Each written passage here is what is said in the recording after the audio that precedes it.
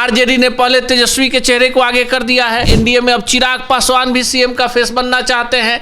जनसुराज वाले प्रशांत किशोर की पार्टी का ठौर ठिकाना नहीं है और वो भी सीएम का फेस बने हुए हैं। आज हम बात करेंगे 2025 के बिहार विधानसभा में 25 से 30 किसकी सरकार फिक्स। नमस्कार, मैं हूं सुमेधा समृद्धि और आप देख रहे हैं सच टॉक। इस वक्त हमारे साथ मौजूद है वरिष्ठ पत्रकार अनूप नारायण सिंह जी। अनूप नारायण सिंह जी, सबसे पहले आपका बहुत बहुत स्वागत है। मेरा पहला सवाल है आपसे कि 2025 के बिहार विधानसभा में मुख्यमंत्री के रूप में प्रबल दावेदारी किसका होगा? देखिए, सबसे पहले हम आपको बताएं कि लोकतांत्रिक व्यवस्था में जिसके पास बहुमत होता है सीएम उसी का होता है। आजकल परिपाटी है कि चुनाव के पहले ही हम लोग ये तय कर लेते हैं कि सीएम का चेहरा कौन होगा, लेकिन हम सभी लोकतांत्रिक व्यवस्था में रहते हैं और आपको भी पता होगा कि विधानसभा हो, लोकसभा हो या किसी भी संसदीय विषय में बहुमत जिनके पास होता है उसके विधायक जो होते हैं वो विधायक दल का नेता चुनते हैं। लेकिन बिहार में देखिए, आरजेडी ने पहले तेजस्वी के चेहरे को आगे कर दिया है। एनडीए ने नीतीश कुमार के चेहरे को आगे कर दिया है। एनडीए में अब चिराग पासवान भी सीएम का फेस बनना चाहते हैं। जनसुराज वाले प्रशांत किशोर की पार्टी का ठौर ठिकाना नहीं है और वो भी सीएम का फेस बने हुए हैं। तो ऐसे कई सारे चेहरे हैं और लोकतांत्रिक व्यवस्था में हर कोई स्वतंत्र है अपनी बातों को रखने के लिए। नीतीश कुमार, तेजस्वी यादव और प्रशांत किशोर में सबसे ज्यादा लोग किसे पसंद कर रहे हैं? अब देखिए, चुनाव हुआ नहीं है इसलिए हम अभी नहीं कह सकते हैं कि प्रशांत किशोर ज़्यादा लोकप्रिय हैं, नीतीश कुमार ज़्यादा लोकप्रिय हैं या तेजस्वी यादव ज़्यादा लोकप्रिय हैं। जो सर्वे आते हैं, जो चुनाव के पहले के सर्वे, जो चेहरे के आधार पर सर्वे है, सभी चैनलों के सर्वे अलग अलग हैं। नीतीश कुमार, जाहिर सी बात है कि बिहार के 9 बार से मुख्यमंत्री रहे हैं। सबसे बड़ा घटक दल जो है एनडीए जो है, जिसने लोकसभा में 40 में से 30 सीटें बिहार में जीती हैं, तो बड़ा जनमत एनडीए के साथ है। तो जाहिर सी बात है कि जितने भी सर्वे रिपोर्ट आए हैं उसमें एनडीए का चेहरा सबसे आगे है। दूसरा घटक दल आरजेडी, गठबंधन, महागठबंधन, तो तेजस्वी भी होंगे और तीसरे ऑप्शन में प्रशांत किशोर है।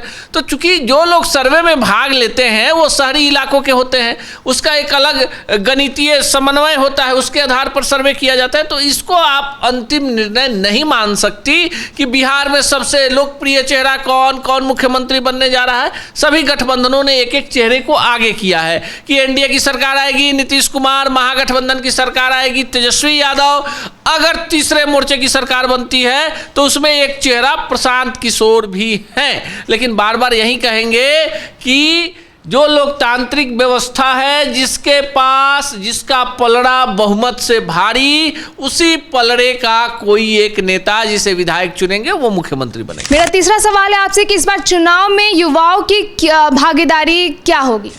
जाहिर सी बात है कि इस बार का जो चुनाव होगा बिहार में काफ़ी यादगार होगा। बिहार के कई सारे युवा जो हैं राजनीति में उनकी अग्नि परीक्षा होगी। तेजस्वी यादव की अग्नि परीक्षा होगी, चिराग पासवान की अग्नि परीक्षा होगी, मनीष कश्यप जैसे चेहरों की अग्नि परीक्षा होगी जो सोशल मीडिया पर एक बड़ा चेहरा है। लेकिन जब चुनावी मैदान में आएंगे, इस बार बीजेपी में है मनीष कश्यप, पिछली बार निर्दलीय चुनाव लड़े और 10,000 वोट आया चनपटिया से।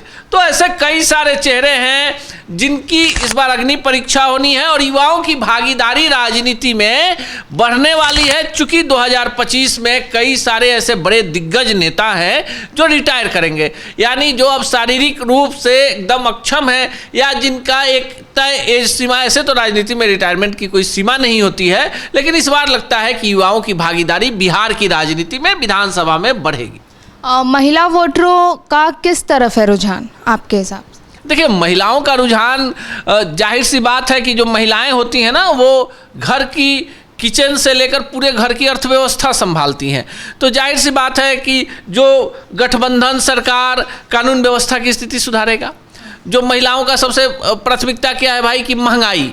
तो देखिए, बहुत सारी चीज़ें हैं जिसमें राज्य निर्णय नहीं लेता है, राज्य में निर्णय नहीं होता है। बिहार में शराबबंदी है, इसका सीधा सीधा जो एकदम मिडिल क्लास है, लोअर मिडिल क्लास है, उसका फ़ायदा है कि घर में मजदूरी करने वाला पति अब शराब पीकर नहीं आता, गाली गलौज नहीं करता, पीटता नहीं।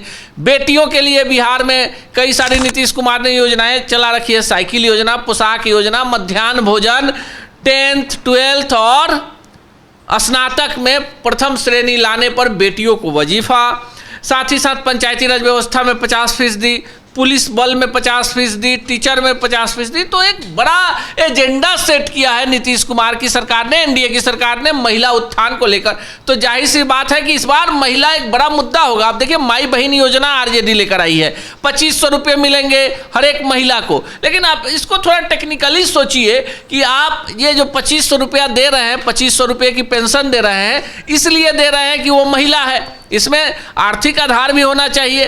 तो इससे बेहतर है कि महिलाओं को आर्थिक रूप से मजबूती प्रदान करने के लिए, उनको स्वावलंबी बनाने के लिए सरकारों को और गठबंधनों को योजना बतानी चाहिए। शराबबंदी में नीतीश कुमार को फायदा है या नुकसान? अब देखिए शराबबंदी का एक बड़ा सामाजिक प्रभाव है। लोग इसका भले विरोध करें कि चोरी छुपे शराब बिकता है, बिहार को बड़े राजस्व का घाटा सहना पड़ रहा है, लेकिन सामाजिक स्तर पर शराबबंदी का बड़ा फायदा है कि कोई भी शराब पीकर जो सार्वजनिक जगहों पर उत्पात होता था, गली मोहल्ले में मारपीट होती थी। और देखिए जिस चीज़ पर प्रतिबंध लगता है ना, तो पूर्णतः प्रतिबंध तब लग सकता है जब आम आदमी भी उस चीज़ को समझे। कि बिहार में जहरीली शराब से लोग मर जाते हैं। तो सरकार ने एक बड़ा निर्णय लिया है और इसका स्वागत होना चाहिए। तो कहीं ना कहीं शराबबंदी को लेकर जो लोग सवाल उठा रहे हैं उनको ये भी समझना चाहिए कि कोई भी बड़ा प्रयोग कोई एक मुख्यमंत्री या कुछ पुलिस अधिकारी या ऐसे लोग नहीं कर सकते। समाज का भी भागीदारी ऐसे नियम कानून कायदे में होना चाहिए। वीडियो को लाइक करें, शेयर करें और कमेंट में अपनी राय ज़रूर बताएं। धन्यवाद।